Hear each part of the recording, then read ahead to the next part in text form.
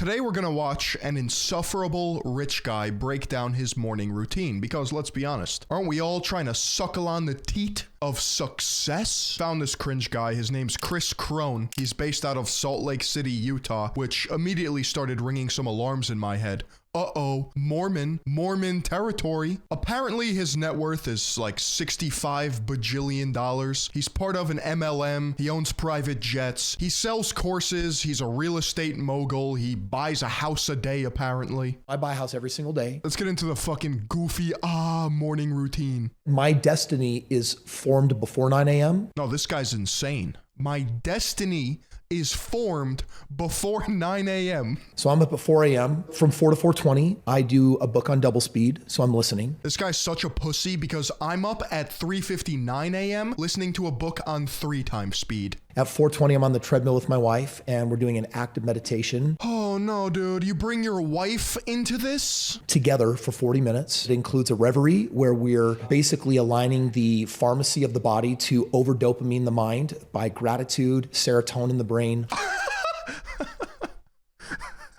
We're aligning the pharmacy of our bodies to overload the dopamine and serotonin. And then we shift into Mind Palace, which is 20 minutes of co-creating our best bodies. 5 o'clock, we then hit the weights. That happens between 5 and 7. And then between 7 and 8, that's my time with my wife. Between 8 and 9 is an hour with our kids after we shower and get ready, where we're doing breakfast and life lessons. And by 9 a.m., the day technically hasn't started yet, but everything that was important to me is done. If I was part of this family, I am offing myself. What time do you go to bed? Monday through Friday, I'm good with 4 or 5 hours of sleep. So often it's 11 or midnight. He is speed running to an early grave. And he's doing cardio and hitting 2 hours of weights a day? Yeah, okay. Saturday, I sleep in generally till like 5:30 or 6. And Sunday, I'll sleep until 9 or 10. And then Monday, I'm refreshed and my body's good to go. Can we be real for a sec? This is how you die. This is my 5-hour morning routine. Alarm goes off at 4 a.m. I've got 2 seconds to get out of bed, and I start listening to 20 minutes of an inspiring book on double speed. Meanwhile, I'm getting ready, I'm getting to the gym, and I'm going to do 40 minutes of cardio. You ever just like roll out of bed, take a shit, brush your teeth, and beat your meat? No? No, we're over that. So as a bodybuilder, I mostly do elliptical or incline walking, and that's kind of boring for me, so I layer it with my meditation. Our meditation is practicing the 4 creation emotions: gratitude to produce the dopamine, happiness for serotonin, oxytocin for love, and then peace. This is what neuroticism looks like in a person. And there's so much more to life than this autistic over-optimization. Every single aspect of my life has to be operating at peak performance. Otherwise, I'm not moving the goalpost towards my goals. And then we're gonna step into our creation room and we're gonna proactively begin focusing on the results that we're creating in our life that haven't manifested yet. Then we shift into 2 hours of very aggressive lifting. After 2 hours of lifting together and with our friends, my wife and I will spend an hour together working on our relationship. Then we'll spend an hour with our kids, and we focus on life lessons over breakfast. And breakfast is that non-negotiable with me and my kids, because that's the one meal we do together every day. That brings me from 4 a.m. to 9 a.m. and now I'm ready to start the day. I feel great, I'm ready to go. Yeah, this is great and all, but anytime I wake up at like 5 a.m. to hit a workout by 6 a.m., I crash by 1 p.m. This is not sustainable for anyone who's not on steroids or cocaine. Every person should have their hormones checked, especially once you're 30 on up. Check your testosterone, also your estrogen balance. This is true for men and women. I'm on human growth hormone, so I cycle on and off of that. That is like fountain of youth for the body and making your organs work as efficiently as they possibly can. When I'm in my cut, I go on semaglutide. That is awesome. I like have no appetite. It's like little tiny amounts of chicken and rice over and over again with zero variety. You're a full-grown man, yet you're eating little Tupperwares of chicken and rice. Micronutrients, flavor, nah. Muscles get bigger, veins get veinier. I'm winning. So the semaglutide, it's working on my insulin levels, which is great in a cut when I'm working my way down to a 3% body fat. Make sure that my liver enzymes aren't elevated, check on my kidneys, basically everything. I mean, I appreciate his honesty about his stack, but let's be for real. I hate to be the one to break it to you, but bodybuilding and longevity don't really mix that well. There's no reason to go on routine cuts and take steroids as you age and then only eat chicken and rice. This is a meme. This is a literal fitness meme. I have a problem. I eat 25 rice cakes every day. Just cook rice. What the fuck? And it's 50 calories, the carbs are measured. They make these like fruity flavored ones, like there's chocolate and caramel by Quaker. I love those. When I'm bodybuilding and I'm lifting hard and everything's measured, every 2 hours I'm eating. But in between, sometimes it's like, I know that I'm only eating 42 minutes of food. Who thinks of food in minutes? What? And in the 43-minute, I'm gonna faceplant, it's over, rice cake. It all started when my buddy's like, I was at Costco, I ran out of food, I was gonna faint basically. If you're overweight, you're always putting more energy in your body than you can consume. But in bodybuilding, you're doing the opposite. I took my body's example of Costco and now we just call it the Costco moment, which just means Costco is upon me, which basically means I'm gonna faint and I gotta get something in my body right now. Each rice cake will usually get me at least 8 to 13 minutes of energy. That's kind of my go-to. Go through a couple of packs, maybe 20, 30 rice cakes a day. He's not like a coal-fired tank engine where you have to constantly shovel fucking shit in. How do you even measure that? Uh-oh, I'm gonna faint. I need another rice cake, otherwise I die. He can solve all of his food problems with the help of today's video sponsor, Cook Unity. Cook Unity is the first chef-to-consumer platform delivering freshly prepared, pre-selected meals to your door weekly. Cook Unity connects a diverse group of talented chefs that cook delicious, inventive meals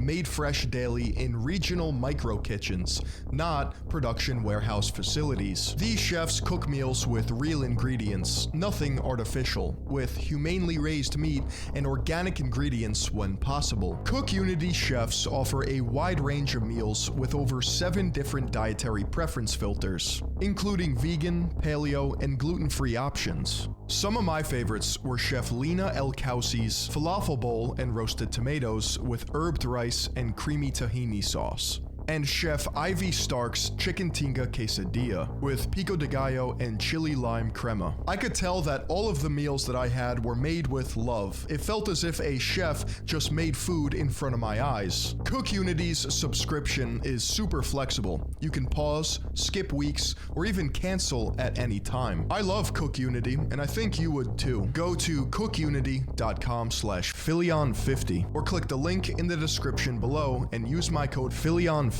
at checkout. And thank you to Cook Unity for sponsoring this video. I don't drive, so I don't kill people. What kind of car does your driver drive? We have a brand new Escalade and we have a copper BMW. I have a lot of people on my team that will drive me, or I'll hire out. I've got a company I use all the time. They come and get me. We probably spend a few thousand a month. And then I have a couple members of my team. Why would you want to be this rich to just be a giant man-child? Yeah, I get driven around. And then we go in the plane and I go fly in the sky on 2 times speed because then I learn twice as fast. And then my wife knows that I don't drive, so she will drive. And she's really sweet about that. Do you think being driven around makes you more money? Of course it does. I double my income every year. Holy shit, relax. Of course it does. You see him snap? How you double your income every year is whatever you do this year, you can't do next year. So you're always training your replacement to do what you do this year. So next year you're doing new things. So when you're being driven around, what are you doing? Are you training people? We do texting. A 30-second video on average makes me about $10,000. How? Private jets ruin people. It is going to inspire you at first, and by the end, it's gonna ruin you. I do this when I have extra seats on my jet. I'll go into my communities and I'll find some of my most qualified people and say, hey, come hang out for a day. Communities? What do you mean by that? I think collectively we have one community, right? Like here on this channel, but this guy's got communities. He knows something I don't. He's got a private jet. What they first experience is, oh, I didn't get dropped off at an airport. I drove right up to the plane and stepped right on the jet. No one is giving you rules. You don't even have to put your seatbelt on. And that's what you feel is it's like this free energy of no rules. You feel limitless. You are on your way to some destination flying as direct as possible. Whoa! Homo sapien finds out that private jets get you to a destination quicker than commercial flight. Now, if only I had millions of fucking dollars where I could just burn a hole in the ozone layer with my dick out on my plane. Like, yeah, we would all like that. Well, there's no layovers. You didn't have to get there early. On the way back, you're enjoying it. You're living it up. But when you get off, that's not the moment that ruins you. It's the very next time you're at a commercial airport. Yeah, you know, once you fly private, you never go back to that peasantry, that trash. You're poor. Because you're waiting at TSA, someone's scanning your luggage, pulling out your liquids or anything that looks, benignly sharp. And you're reminded that you live in this highly structured world. And when you fly private, ceases to exist. You got the tip of the plane, bro, smiling with no shame. This is a rich man's dick pic. Oh, look at me in my private jet. Imagine that. All the money in the world, and you're still goofy, my guy. I own a jet.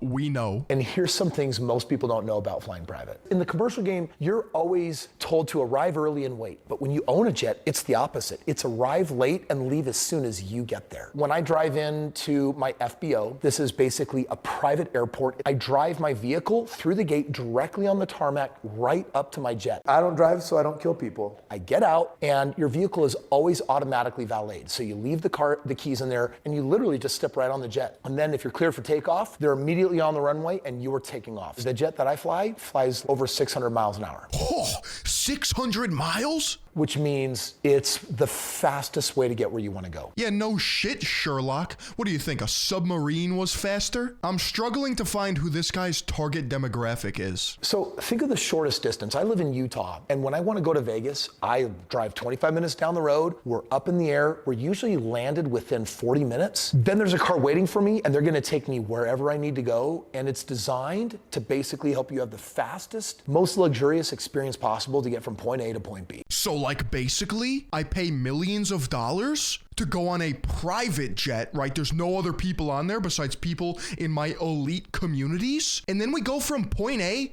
to point B. It's literally like a time machine. No, think about this. And then we land and I get off the plane. And then there's a car waiting for me. Man, it's just gotta be sad because this man is scratching the surface of 1 million subscribers. Yet he's getting 4 comments and like 800 views on each of his YouTube shorts. I'm gonna convince you to buy a helicopter. So right now I'm looking at buying a helicopter. I'm like, okay, well, what's the purpose of a helicopter? He says, I can mathematically prove to you that if you're using your helicopter inside of 500 miles, that it's faster than a private jet. You already know he's fully torqued. He's getting from point A to point B faster. He said, I can do it faster in a helicopter. I said, okay, how do you do that? He says, my pilot's gonna literally fly to your house, pick you up at your house, and then we're going to fly into Vegas and drop you literally where you're supposed to be. Every single time, if it's under 500 feet, I'm gonna beat you. So now I need to buy a helicopter. Holy fucking shit.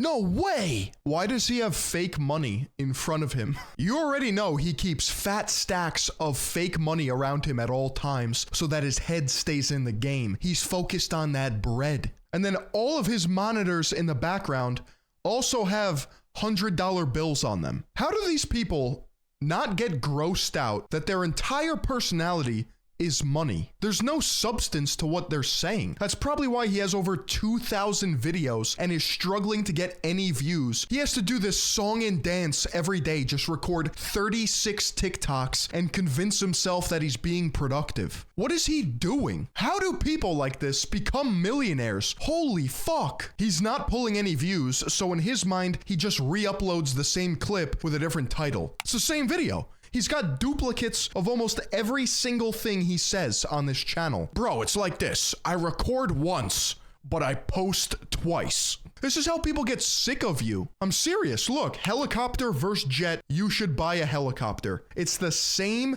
exact video. If you're an entrepreneur and you haven't had a mentor tell you that you need a jet on your vision board, I'm just gonna say it. Having a mentor has gotta be one of the gayest things I've ever heard. And it's always coming from these MLM course selling motherfuckers. Oh, bro, you don't have a mentor? You gotta get a mentor. Oh, I love getting mentored. I'm gonna get mentored so hard. Here's a crazy idea. Why don't you form genuine human connections and then just ask them questions?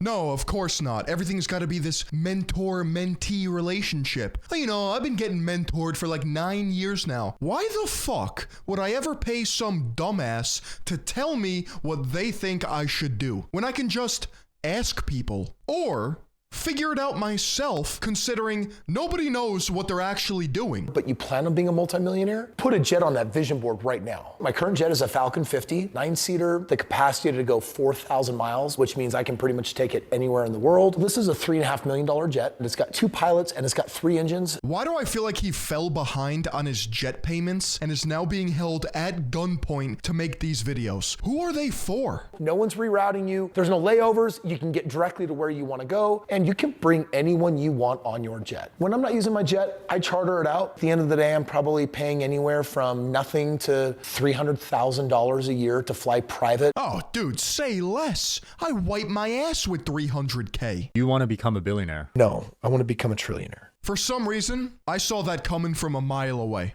That's not a bit. No, he's serious. The richest person on the planet right now is around $200 billion, and 5 people competing in that space. They're the top 100 billionaires currently in the world range from 9 billion up to 200-ish. This guy has a boner for billionaires. He's busting out the billionaire facts like he's talking about the NBA. I am 43 years old, and I have this crazy health routine, anti-aging, everything with modern medicine. If you study the futurists, I'm going to be 140 years old. So I'm planning on 100 years. I have time to become a trillionaire. I know how many months I believe I'm away from being a billionaire because that's been a 13-year goal. I'm deep into private equity and growing companies, and just my social media company alone last year popped a 9-figure valuation. There's no shot. It's got to be that Mormon money. A 9-figure eval on his social media company. Bro can't even pull over 1,000 views on a YouTube short. The goal of billionaire, that I set that one up in 2009, and I'm close. But no, I want to be a trillionaire. This guy is speed running a soulless existence. Yeah, I want to be the world's first trillionaire. The sad reality is, no one is going to remember your name. It's so over, buddy. I guess we should end on a positive note. Chris Crone is being investigated by the SEC for cryptocurrency fraud. Now, if there was $1 million on the table,